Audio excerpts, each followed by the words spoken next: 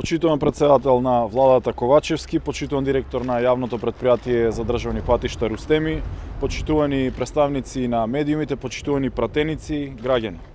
Инвестициите во капиталните проекти значат подобрување на животот на граѓаните, развој на економијата и подобра иднина за сите.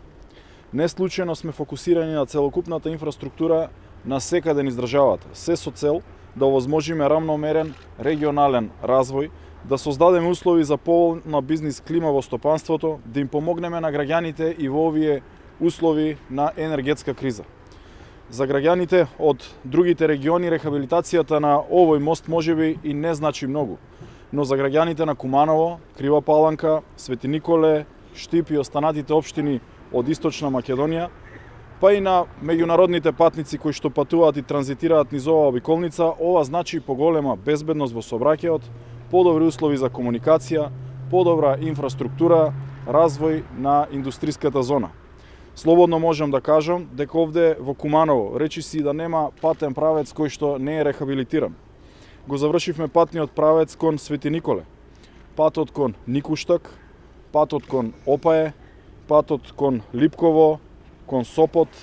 Завршивме со рехабилитација на првата фаза од делницата Куманово-Страцин, а во финална фаза е рехабилитацијата на втората фаза на делницата Куманово-Страцин.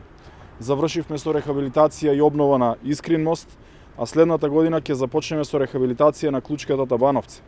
Во делот на локалните улици и патишта, општина Куманово има на располагање некаде околу 2 милиони евра, преку кои што очекуваме во координација со општината да обезбедиме, да овозможиме подобри улици и подобри локални патишта за граѓаните. Инвестиравме околу 3,3 милиони евра во водоснабдувањето на општината. Имаме јасна визија за она што го работиме. Градежништвото не смее да застане и затоа оваа влада, овој тим од ресорот транспорт, силно сме посветени на она што сме го зацртале во нашите програми, а тоа е подобрување на целокупната инфраструктура и развој на капиталните проекти во државата.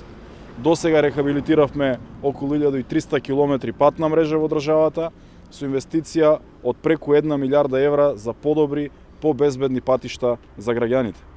Продолжуваме со силна динамика во делот на изградбата на експресниот пат од Ранковце до Крива Паланка, во изградбата на трета лента од Крива Паланка до граничниот премин Деве Баерка, кој дел од коридорот 8 кој планираме да го доведеме на ниво на модерен европски безбеден патен правец.